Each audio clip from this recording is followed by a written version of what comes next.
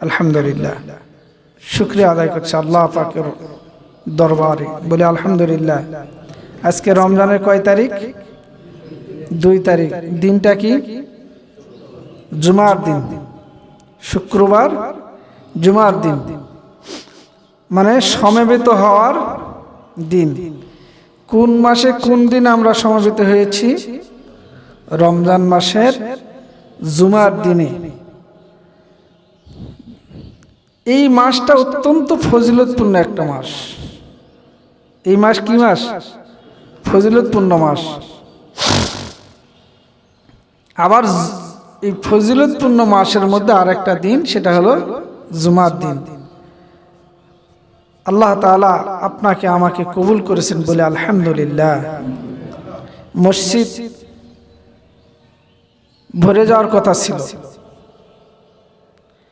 কিন্তু আমরা ওই যেই সেই আছি। কিসের রমাদান আর কিসের গয়রে রমাদান। লোহাকে পিঠাইলে কামারের কাছে দিবেন, ওকে যখন পিটাবে দাও করবে, কুড়াল বানাবে, কাস্তা বানাইবে, হাসা বটি যা আছে সব বানাবে। লোহার যখন পিটন দেয়, লোহা কয় যেই সেই, যেই সেই। লোহার শব্দ কি হয়? যেই সেই, যেই সেই। দাও বানাও তবু আমি লোহা, কুড়াল বানালেও আমি লোহা,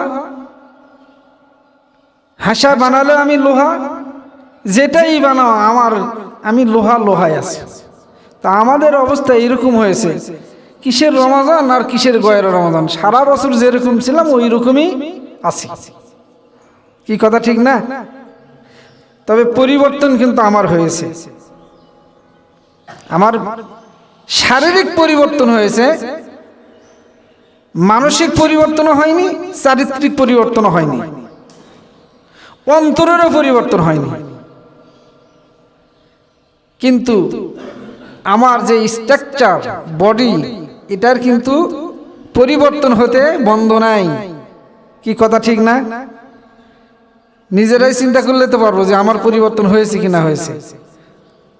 শক্তির দিক থেকে পরিবর্তন, সৌন্দর্যের দিক থেকে পরিবর্তন হয়নি। এইগুলো পরিবর্তন আপনার ব্রেনের দিক থেকে পরিবর্তন। ব্রেন আস্তে দুর্বল হয়ে যাচ্ছে। এখন একটা কথা বললে কিছুক্ষণ পর জিজ্ঞেস করে আমি বললাম নাকি, মানে ভুলে গেছে 2-3 মিনিট পরে। আবার কোনো কিছু নিয়ে আসতে বলছে বাড়ির থেকে, বাড়িয়ালি রাস্তা দিকে আসতে আসতে ভুলে গেছে। মনে করতে করতে আসে লবণ লাগবে, লবণ লাগবে, লবণ লাগবে। এখানে আসে লবণ বললো না, ঝাল বললো, তো ভুলে গেছি। তা মানুষের পরিবর্তন একটু চিন্তা করা দরকার। আমার সব পরিবর্তন হলো না শুধু আমার আমল আর আখলাকের। এই মাহে রমজান এত বড় ফজিলতপূর্ণ মাস আল্লাহ তাআলা দিয়েছেন আপনার আমার পরিবর্তনের জন্য। ভাই, এই মাসটা কেন এত ফজিলতপূর্ণ? কোন কারণে এত ফজিলত আমাদের তো জানা দরকার। আমরা জানি, এটা শুনেছি অনেকবার, কিন্তু মনে নাই। ওই যে ঝাল নিতে বললো না লবণ নিতে বললো, ভুলে গেছি। কিন্তু দুনিয়ার ব্যাপারে হলে আমার ঠিক মনে থাকতো। 10 টাকাও যদি কারোর কাছ থেকে পায়ে থাকি, 10 বছর পর হলো ওর চেহারা দেখলে মনে হয় তোমার তো 10 টাকা পাইতাম বন্ধু, আজও দিলা না। কথা বলে না? ওর কাছে 10 টাকা পাওনাদার আমি, ভুলতে পারিনি। কিন্তু আমার রব, আমার প্রতিপালক, আমার সৃষ্টিকর্তা আপনার আমার কাছে কত কি পায়। এত কিছু নিয়ামত দিয়েছে, কিচ্ছু চাইনি, কেউ লাগবে না, শুধুমাত্র তুমি আমার হুকুমটা মানো। তো আল্লাহর যতগুলো হুকুম আছে আমরা কয়টা মানতেছি? যারা বা মানি, মানার মতন মানতে পারি না। আমার স্বার্থের আঘাত ঘটলেই সেখানে মাসালা খুঁজি। সেখানে কি খুঁজি? মাসালা খুঁজি। সেখানে হুজুরের কাছে দৌড়াদৌড়ি শুরু করি। রাগ করে বউ তালাক দিয়ে দিছি, কিছুক্ষণ পর হুঁশ ফিরে আসছে, এখন হুজুর হুজুর কোন রকম রাস্তা আছে নাকি একটু বাইর করে দেন। তোমার এর আগে হুঁশ ছিল না? তুমি তালাক করার আগে তোমার হুঁশ ছিল না?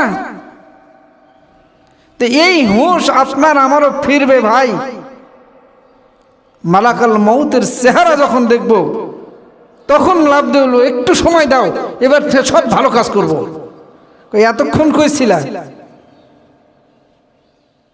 কোথায় ছিলে তোমার হুঁশ?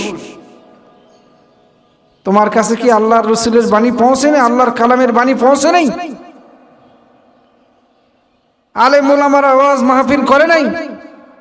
তাবলীগের ভাইয়েরা তোমাকে দাওয়াত দেয় নাই? দিনের দায়ীরা কি তোমাকে বলে নাই? ইমাম সাহেবরা খতিবরা মসজিদে মেম্বারে দাঁড়িয়ে কি তোমাকে বলে নাই? তোমাকে কি সতর্ক করে নাই? আমি সতর্ক করার জন্য যুগে যুগে মানুষ পাঠিয়েছে, নবী রসুল পাঠিয়েছেন, আলেম ওলামাদেরকে পাঠিয়েছেন, ওয়াজ মাহফিলের ব্যবস্থা হয়েছে, শুনলাম কিন্তু মানিনি, মানতে পারিনি, পরিবর্তন হয়নি। এই জন্য আপনার আমার পরিবর্তনের প্রয়োজন আছে কি নাই? নাই, এই জন্য আওয়াজ নাই। হ্যাঁ আছে, জোরে বলেন না। না রোজা থেকে ক্লান্ত হয়ে গেছেন? আরে রোজা আসে মানুষকে, এই রোজা মানুষকে পরিশুদ্ধ, আত্মার পরিশুদ্ধির জন্য এই রোজা এসেছে। রোজা থাকলে মানুষ দুর্বল হয় না, ওটা আমার মনের দুর্বলতার কারণে আমি দুর্বল হয়েছি। না খায় থাকলে গ্যাস হয়, বেশি খাইলে গ্যাস হয় না, তখন তো বদহজম হয়ে যায়, একবারে সুখ পায় না, তখন দৌড়াই ডাক্তারের কাছে, ফার্মেসিতে ডমপেরিডন আর কি আছে দাও, হ্যাঁ মডিগার্ড টডিগার্ড কি আছে দাও, বেশি খেয়ে ফেলছে। তো আল্লাহ তাআলা এই মাসকে মানুষের যেমন আত্মার পরিশুদ্ধির জন্য এই মাস দান করছেন, তেমনি করে শারীরিক সুস্বাস্থ্য রক্ষার জন্য এই মাসটা আল্লাহ তাআলা আপনাকে আমাকে দিয়েছেন। বলেন সুবহানাল্লাহ। এত বড় একটা ফজিলতপূর্ণ মাস। আল্লাহ রাব্বুল আলামিন বলেন, শাহরু রমাদান আল্লাযী উনজিলা ফীহিল কুরআন হুদাল লিন-নাস ওয়া বায়িনাতিন মিনাল হুদা ওয়াল ফুরকান। এই মাস কেন এত ফজিলতপূর্ণ? আল্লাহ তাআলা বলছে এটা রমজান মাস। এই মাসে আমি আল্লাহ তোমাদের উপর মাহে রমাদানের রোজাকে ফরজ করে দিয়েছি। সুবহানাল্লাহ বলেন। খালি আমাদের উপরই ফরজ করে নাই, গত সপ্তাহে বলেছি না, ইয়া আইয়ুহাল্লাযীনা আমানু কুতিবা আলাইকুমুস সিয়াম কামা কুতিবা আলাল্লাযীনা মিন ক্বাবলিকুম। শুধু তোমাদের উপরই ফরজ করে নাই, অন্য অন্য নবীর আমলেও আমি রোজাকে ফরজ করেছিলাম, তবে তাদের ধরন ভিন্ন ছিল, বিভিন্ন পদ্ধতি ছিল। আমরা যেই পদ্ধতিতে করতেছি এরকম পদ্ধতি না, অন্য পদ্ধতি ছিল। এমনও পদ্ধতি ছিল চুপ করে থাকা, কথা বলা যাবে না, এটাই রোজা, এরকম পদ্ধতি ছিল। তো যাই হোক, তো আল্লাহ তাআলা এই মাসে আপনার আমার জন্য কি ফরজ করেছেন? রমজানের রোজা ফরজ করেছেন। তাহলে এই যে রমজানের রোজা ফরজ করে দিলেন আল্লাহ তাআলা, এই মাসে একটা আমল করলে ফরজ কয়টা ফরজের সওয়াব পাবো? অন্য মাসে ৭০টি। আরে ৭০-এর মাস, এটা ৭০-এর মাস, ৭১-এর নয়, ৭০-এর। আল্লাহ তাআলা আরো অনেক বেশি দিবেন। তাহলে এটা ৭০-এর মাস, একটা ফরজ আদায় করবেন, ৭০টা ফরজের সওয়াব আল্লাহ তাআলা দিবেন। একটা নফল আদায় করবেন, একটা ফরজের সওয়াব আল্লাহ তাআলা আপনার আমার আমলনামায় দান করবেন। একটা কোরআনের আয়াত পড়বো, যেখানে 10টা পাইতাম সেখানে ৭০টা পাবো। তাহলে এই মাসটা আপনার আমার উপর আল্লাহ তাআলা রমজান ফরজ করেছেন। আল্লাহ তাআলা বলেন এই মাসের ফজিলত এই জন্য এত বেশি, শাহরু রমাদান আল্লাযী উনজিলা ফীহিল কুরআন, এই মাসে যেমনি করে তোমাদের জন্য আমি রোজাকে ফরজ করে দিয়েছি, এরপরে আমি আল্লাহ এই মাসের মধ্যে কোরআনুল কারীমকে নাজিল করেছি। সুবহানাল্লাহ। তাহলে এটা রমজানের রোজা ফরজ হওয়ার মাস আমাদের জন্য, এবং এই মাসে আল্লাহ সুবহানাহু ওয়া তাআলা মহাগ্রন্থ, আসমানি সব গ্রন্থের উপর শ্রেষ্ঠ গ্রন্থ আল্লাহ তাআলার বাণী কালামুল্লাহকে এই মাসে আল্লাহ কি করেছেন? নাজিল করেছেন। তাহলে এটা কোরআন নাজিলের মাস। এই মাসে শুধু কোরআন নাজিলই হয় নাই, তাওরাত, জাবুর, ইনজিল, ইব্রাহিম আলাইহিস সালামের সহিফা, যতগুলো কিতাব আসমানি নাজিল হয়েছে সব এই মাহে রমজান মাসে নাজিল হয়েছে। বলেন সুবহানাল্লাহ। তাহলে এত ফজিলতপূর্ণ মাস, আমার আচরণ কি বলে যে এটা ফজিলত? এখানে তো দেখতে পাচ্ছি না যে এখানে আসলে কি পাবো। আজকে একটা জুমা আদায় করছি, ৭০টা জুমার সওয়াব পাবো, যেহেতু ৭০-এর জুমার নামাজ ফরজ না। এই মাসে যতগুলো ফরজ নামাজ আদায় করব সমস্তগুলোর ৭০টা করে ফরজের সওয়াব পাবো আপনি আমি। সুবহানাল্লাহ। এত বড় ফজিলতপূর্ণ মাস, এটা আর কি হবে? সওয়াব কি জিনিস দেখতে তো পাই না। এটা কি হবে? মরে যাওয়ার পর ইউরো চলবে না, স্টার্লিং পাউন্ড চলবে না, ডলার চলবে না। চলবে কি? চলবে আপনার আমার যে আমল আল্লাহ তাআলা আপনাকে আমাকে দিয়েছেন, সেই আমল যদি আল্লাহর হুকুমগুলো যদি আমি সুষ্ঠুভাবে সুন্দরভাবে আল্লাহকে রাজি খুশি করার উদ্দেশ্যে যদি আমল করতে পারি, যেটা আপনার আমার উপর বাধ্যতামূলক, অবশ্যই করণীয়, করতে হবে, তো কিয়ামতের দিন আল্লাহ তাআলা আপনাকে আমাকে কি দিবেন? আল্লাহ তাআলা এর প্রতিদান পরকালে দিবেন। এই দুনিয়া প্রতিদানের জায়গা তো নয় না, দুনিয়া প্রতিদানের জায়গা কখনো নয়। আসতেছি, ওই আসা শুরু করছি আলমে আরওয়াহ থেকে, রুহের জগৎ থেকে আসছি। আল্লাহ কুদরতি ভাবে বিভিন্ন ফল ফলাদির মধ্যে আমাকে দিয়েছিল। আমাদের বাবা মারাই ফল ফলাদি খেয়েছে, তারপর মিলিত হয়েছে। আল্লাহর কুদরতকে ইস্তেমাল করে মায়ের গর্ভে এক ফোঁটা নাক পানির থেকে আপনাকে আমাকে তৈরি করছে। পানির উপর আপনার আমার ভাসমান পানির উপর আপনাকে আমাকে একটা বডি বানাই দিয়েছে আল্লাহ, এই স্ট্রাকচার বানাই দিয়েছে আল্লাহ তাআলা। ওখানে যদি একটা কান না দিত, চোখ না দিত, তাহলে আর কোনোদিন সম্ভব হতো না। দুনিয়ার কোনো ডাক্তার নতুন করে লাগাই দিতে পারত না। দুনিয়ায় এসে কোনো একটা অঙ্গহানি হয়েছে, হয়তোবা সম্ভব হলে হতে পারে সেটাকে কিছু করার, কিন্তু সেখান থেকে যদি আমি অঙ্গহানি হয়ে আসতাম তাহলে সেটা আর পৃথিবীর কোনো ডাক্তারের সম্ভব ছিল না, নাই। তো আসতেছি আস্তে আস্তে একটু দুনিয়াতে বিরতি নিলাম, ক্লান্ত হয়ে গেছি আমরা। এই বিরতি নিচ্ছি, এই বিরতি যেই টাইমটা আপনি আমি দুনিয়াতে নিচ্ছি, এই টাইমের মধ্যে আল্লাহ তাআলা আপনার আমার উপর কিছু ফরজিয়াত দিয়ে দিলেন। যাও, এই বিরতির টাইমটা তোমরা এই কাজগুলো একটু করো, এই জন্য তোমাদেরকে আমি একটু সময় দিয়ে দিলাম। কাকে ৭০, কাউকে ৬০, কাউকে ১০০ বছর, কাউকে ১০০০ বছর, কাউকে ১৪০০ বছর, ১৫০০ বছর পর্যন্ত আল্লাহ সময় দিয়েছে। উম্মতে মুহাম্মাদীকে সবচেয়ে কম সময় দিয়েছে, কিন্তু আল্লাহ তাআলা বলতেছে সময় দিলাম কম, কামাই করব অল্প, প্রতিদান পাবে অনেক বেশি। সুবহানাল্লাহ। কথা ঠিক না? সবে কদর কি মুসা আলাইহিস সালামের কওমের ছিল? ঈসা আলাইহিস সালামের, অন্য কোন নবীর ছিল না, আপনার আমার আছে। আল্লাহ তাআলা বলতেছেন যে এই মাসে আমি কোরআনুল কারীমকে নাজিল করেছি। ২ নম্বর কারণ, এই জন্য এই মাস কি এত মূল্যবান, এত ফজিলতপূর্ণ। কোরআনুল কারীম কি খালি একটা পঠিত কিতাব যে পড়বো সারাদিন? আরে কোরআনুল কারীম তো এমন একটা জিনিস, পড়লে একটা করে হরফে 10টা করে নেকি পাবো, আর এই মাসে তো ৭০টা করে পাবো। সুবহানাল্লাহ। তাহলে এক খতম কোরআন শরীফ যদি এই মাসে পড়ি তাহলে কতগুলো সওয়াব? ৭০। একটা হরফ ৭০। কোরআন শরীফে হরফ কতগুলো আছে? তাহলে এগুলো সবগুলোকে যদি ৭০ দিয়ে আমি যোগ করি, গুণ করি, তাহলে কতগুলো দাঁড়াবে? কম্পিউটারে হ্যাং হয়ে যাবে। এত সওয়াব আল্লাহ তাআলা আপনার আমার জন্য দিবেন। আর এইটা পরকালের নাজাতের জন্য জরিয়া হবে। তো পরকালের নাজাত কে কে চাই না? আমরা সবাই চাই।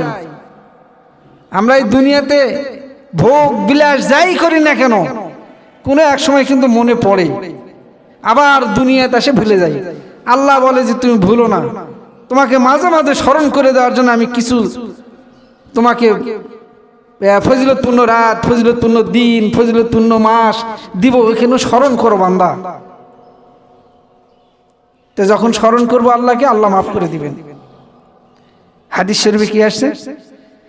মান সামা রমাদানা ঈমানান ওয়া ইহতিসাবান গুফিরা লাহু মা তাকদ্দামা মিন যামবিহি। যে রমজান মাস পাবে আর রমজান মাসে রোজা রাখবে, তো আল্লাহ তাআলা তার জীবনের সব গুনাহগুলোকে মাফ করে দিবেন। সুবহানাল্লাহ।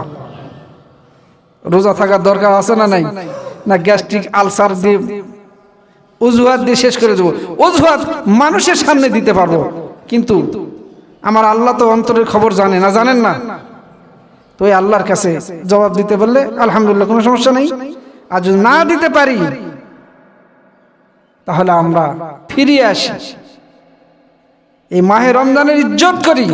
এইটা আপনার আমার উপর ফরজ, এই জন্য আমরা এই ফরজিয়াতগুলো আদায় করব। আল্লাহ তাআলা এরপরে বলতেছেন যে এই মাস কেন এত ফজিলতপূর্ণ?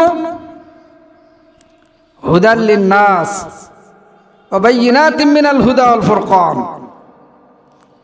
কোথাও আল্লাহ বলছেন হুদাল লিল মুত্তাকিন। এই কোরআন যেটা মানুষের জন্য পথ প্রদর্শক, হেদায়েতের কারণ, কোথাও বলছে সমস্ত মানুষের কথা, কোথাও বলছে মুত্তাকিদের কথা। তো সমস্ত মানুষ আর মুত্তাকির কথা বললো কেন?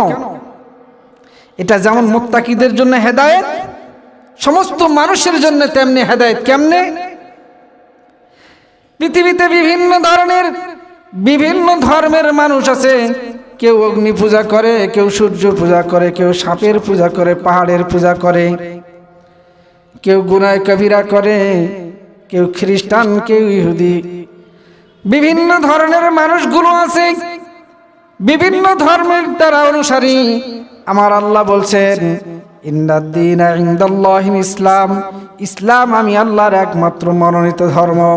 অতএব যারা ইসলাম গ্রহণ করবে, ওই অন্য ধর্মের মানুষগুলো যদি ইসলাম গ্রহণ করে, আল্লাহর হুকুমকে মেনে নেয়, তাহলে আমার আল্লাহ বলছেন তাহলে তার জন্য এই কোরআনটা হেদায়েত। সুবহানাল্লাহ।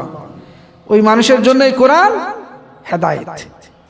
এই জন্য আল্লাহ কখনো হুদাল লিন-নাস, কখনো হুদাল লিল মুত্তাকিন আল্লাহ বলছেন। তাহলে এই কোরআনটা শুধু কি পড়ার জন্য? এই কোরআন আপনার আমার জীবনের সংবিধান। এই কোরআন আপনার আমার জীবনের কোন কাজ করব, কোন কাজ করব না, তার একটা গাইডলাইন আল্লাহর পক্ষ থেকে। কার পক্ষ থেকে? আল্লাহর পক্ষ থেকে।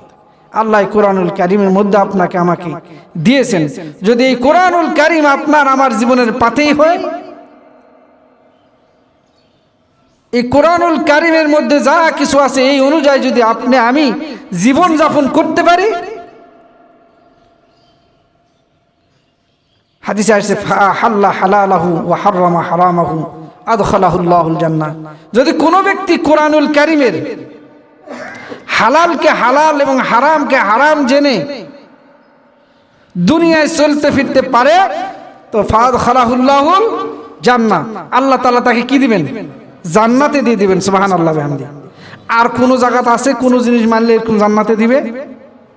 বিধানটা মানতে হবে কিসের? কোরআনের। এই কোরআনুল কারীম, সেই কোরআনুল কারীম নাজিল হয়েছে কোন মাসে? আর এই কোরআনুল কারীম মানুষের জন্য কি? হেদায়েত, পথ প্রদর্শক। এবং যারা হেদায়েত প্রাপ্ত হয়, আল্লাহ তাআলা বলছে এই কোরআনুল কারীম সত্য মিথ্যার পার্থক্যকারী। সুবহানাল্লাহ বিহামদিহি। কোনটা সত্য আর কোনটা মিথ্যা পার্থক্য করে দিবে একমাত্র কোরআনুল কারীম। এই কোরআনুল কারীম আপনার আমার জীবনের সত্য মিথ্যার পার্থক্য করবে, কোনটা হক আর কোনটা বাতিল। কোনটা হিজবুল্লাহ কোনটা গায়রুল্লাহ বাছাই করে দিবেন, পার্থক্য করে দিবে এই কোরআনুল কারীম। সেই কোরআনুল কারীম নাজিল হয়েছে এই মাসে, এই জন্য এই মাসের এত কি ফজিলত। আল্লাহ তাআলা বলছেন এরপরে ফামান শাহিদা মিনকুমুশ শাহরা, তোমাদের মধ্যে যদি কেউ এই মাসটি পাও ফালিয়াসুম, তাহলে তোমরা কি করবে? রোজা রাখবে। তো আমরা অনেক ভাই রোজা আছে, অনেক ভাই রোজা নাই, এখনো সময় আছে। যেই সমস্ত ভাইরা রোজা নাই আমাকে রোজা ধরে নিন, আজ থেকে রোজা করবে ইনশাআল্লাহ। এটা শরীয়তের হুকুম। আল্লাহ তাআলা কারো উপর বোঝা চাপায় না। আপনি অসুস্থ হয়েছেন, সেই ব্যবস্থা আল্লাহ তাআলা এই কোরআনুল কারীম সেটারও প্রেসক্রিপশন। ফামান কানা মিনকুম মারিদান, সুবহানাল্লাহ বিহামদিহি। আমার আল্লাহ কত দয়াশীল, কত দয়াবান। আমার বান্দারা অসুস্থ হতে পারে, এই জন্য আল্লাহ বলছে মারিদান, যদি আমার কোনো বান্দা অসুস্থ হয়ে যায় তাহলে তাকে আর এই রমজান মাসে রোজা করতে হবে না, তবে যেই কটা দিন করতে পারেনি গণনা করে রাখবে। আও আলা সাফারিন, যদি কোনো বান্দা সফরে যায়, সফর খুব কষ্টের জায়গা, সেই সফরে গেলে তার রোজা রাখা তার জন্য কষ্ট হতে পারে, এই জন্য সে কি করবে? ওই দিনগুলোকে সে গণনা করে রাখবে, অন্য টাইমে কি করবে?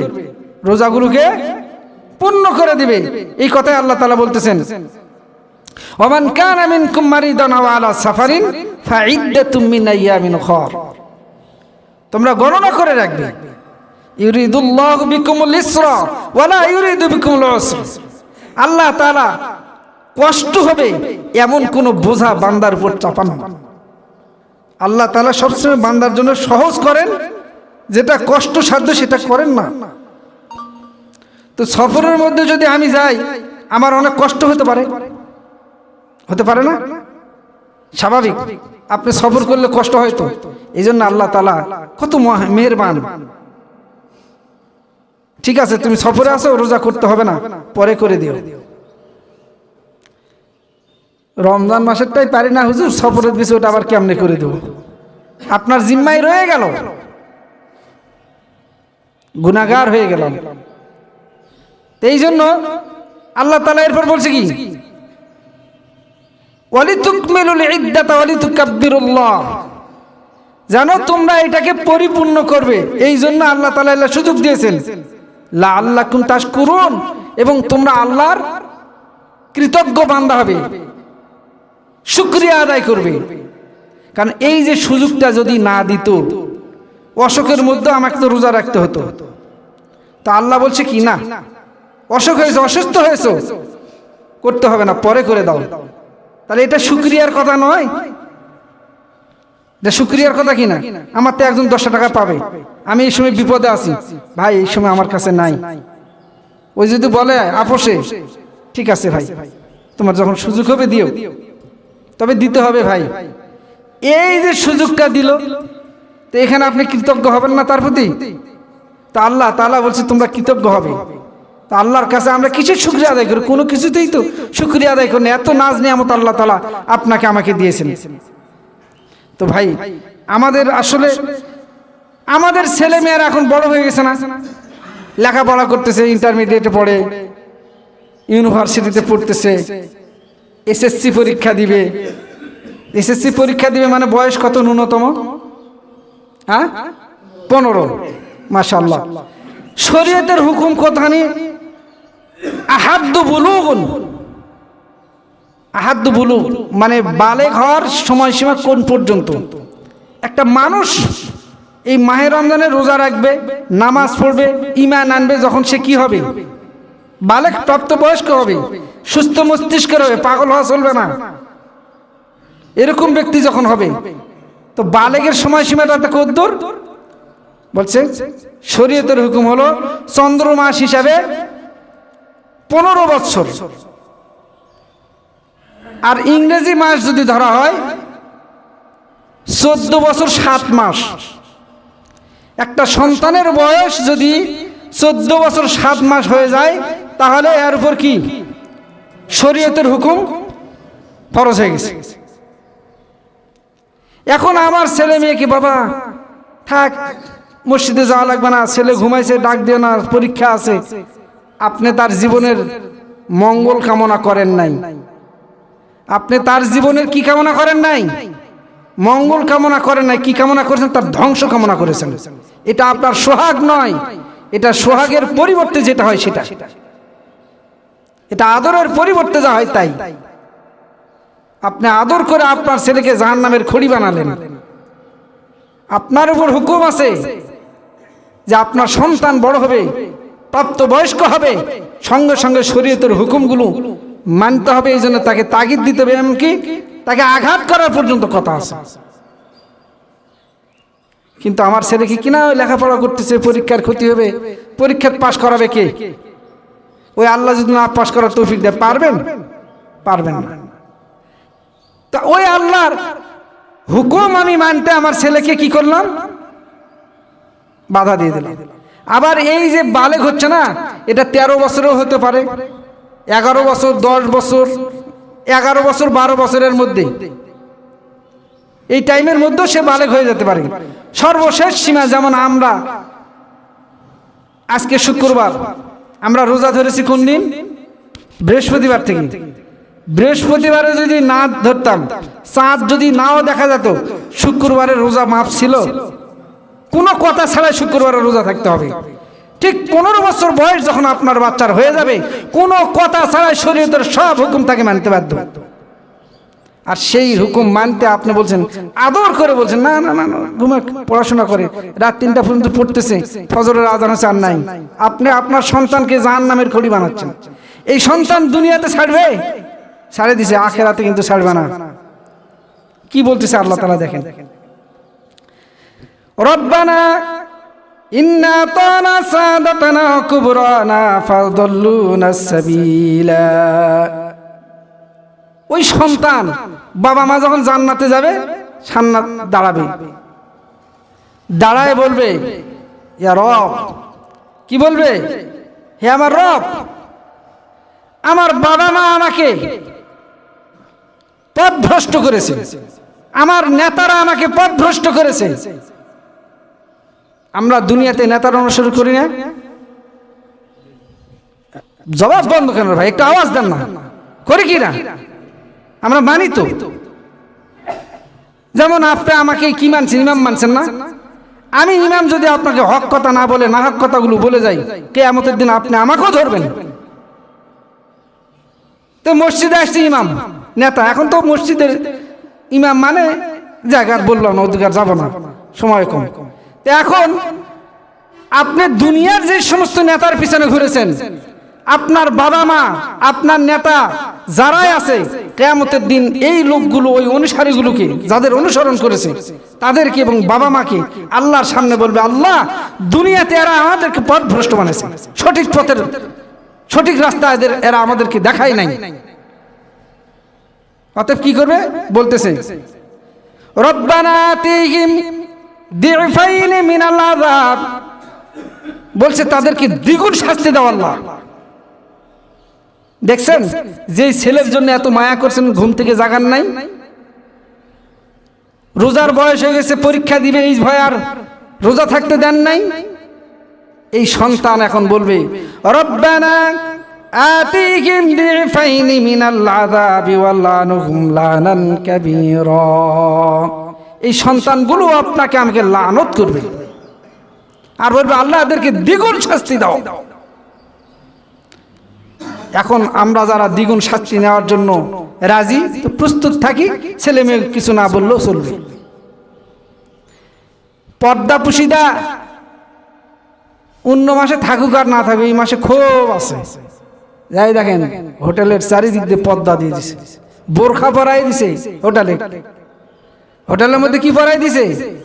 বোরখা পরাই দিছে। যারা খাওয়ার তারা সেখানে খাবে। তবে হ্যাঁ, হোটেল বন্ধ হয়ে যাবে এমন কথা নয়, কারণ অনেক মুসাফির থাকতে পারে, অনেক মুসাফির থাকতে পারে, মুসাফিরের জন্য তো রোজা আল্লাহ মাফ করছেন, তো খাবে কোথায়? এরকম ব্যবস্থা থাকবে, এটা না থাকে একবার না যায় তাও কিছু না। অনেকে বলে মুসলমানদের হোটেল বন্ধ করেনি, তবে এরকম ব্যবস্থা থাকতে পারে। কিন্তু আমি কেন ওই পর্দার মধ্যে? আমার বাড়ি তো এখানে, আমি তো মুকিম। কয়টা সফরের লোক আছে ওই হোটেলে ঢোকে? বেশিরভাগ ঢুকি আমি। আমরা যারা মুকিম, আমরা যারা এলাকার লোক, কথা ঠিক না? এই জন্য ভাই আল্লাহকে ভয় করি। কাকে ভয় করব? আল্লাহকে ভয় করি। এই রোজা এসেছে আপনার আমার আত্মার পরিশুদ্ধির জন্য। এই মাহে রমাদানের ফজিলত এত কিছু। এই মাহে রমজানের মধ্যে আল্লাহ তাআলা একটি রাত দিয়েছেন 83 বছর 4 মাস। ইন্না আনজালনাহু ফি লাইলাতুল কদর, লাইলাতুল কদরি খায়রুম মিন আলফি শাহর। বলছে লাইলাতুল কদর কি? বলছে লাইলাতুল কদর হলো 1000 মাসের চাইতে উত্তম। সুবহানাল্লাহ। তো মাহে রমাদান আপনার আমার সামনে এসেছে। আমরা ইনশাআল্লাহ তারাবির নামাজ 8 রাকাত পড়ে দৌড় মারবো না, 20 রাকাত পড়বো। কয় রাকাত পড়বো? 20 রাকাত পড়বো। যারা 8 রাকাত পড়ার মানুষ আছে যারা, তারা 8 রাকাত পড়ুক, কিন্তু আমরা 20 রাকাত পড়বো ইনশাআল্লাহ। কয় রাকাত? 20 রাকাত। দৌড় দিয়েন না রে ভাই, দৌড় দিয়েন না। আল্লাহ রাসূল সাল্লাল্লাহু আলাইহি সাল্লাম তার জীবনের সব গুনাহ মাফ ছিল, কিন্তু নামাজে দাঁড়িয়ে নামাজ পড়তে পড়তে পা তার ফুলে যেত। আর সেহরি খায়, আমি সবসময় এই কথাটা বলি, আমরা যারা সেহরি খাই, রোজা থাকি, সেহরি খাওয়ার একটু আগে উঠে কমপক্ষে 4 রাকাত নামাজ পড়বো। আপনার আমার জীবনে সবে কদর মিলে যাবে, 100 বার মিলবে, 1000 বার মিলবে। কারণ সবে কদরতেই রমজান মাসের মধ্যেই আপনি প্রত্যেকটা রাতে উঠে এই নিয়তে 4 রাকাত নামাজ পড়ছেন, মিলবে না আপনার জন্য? এই সুযোগ ছেড়ে দিবেন না, এই সুযোগটা কাজে লাগানোর আমরা চেষ্টা করবো ইনশাআল্লাহ। আর মাহে রমাদানের রোজা শুধু না খায় থাকাই হয় এরকম যেন না হয়। আমার মুখের রোজা, আমার চোখের রোজা, আমার ব্রেনের রোজা, সবগুলো যেন আমার অন্তরের রোজা। অন্তরের মধ্যে হিংসা পোষণ করে রেখেছি, এই চোখ দিয়ে খারাপ জিনিস দেখতেছি, মুখ দিয়ে খারাপ কথা বলছি, নিন্দা করতেছি, মিথ্যা কথা বলতেছি, এগুলো সব পরিহার করতে হবে। এগুলোও রোজা। তাহলে আপনার আমার রোজাটা আপনার আমার জন্য কি হবে? কল্যাণকর হবে। এর ফজিলতগুলো আপনি আমি পাবো। রোজাদারের জন্য তো 2টা খুশি, একটা হলো ইফতারের সময়, আর এই রোজাদারের আরেকটা খুশি আছে, আল্লাহর সঙ্গে তাদের সাক্ষাৎ হবে। সুবহানাল্লাহ। তা আমরা চাই না আল্লাহর সাথে আমাদের সাক্ষাৎ হোক? আল্লাহ আমাদের উপর খুশি থাকে, এটা চাইতো। ইনশাআল্লাহ সবাই রোজা আছি, রোজা থাকবো, এবং আমরা একে অপরকে ইফতার করাবো। আল্লাহ তাআলা আমাদের সকলকে আমল করার তৌফিক দান করুন। আখির দাওয়ানা আলহামদুলিল্লাহি রাব্বিল আলামিন। আসসালামু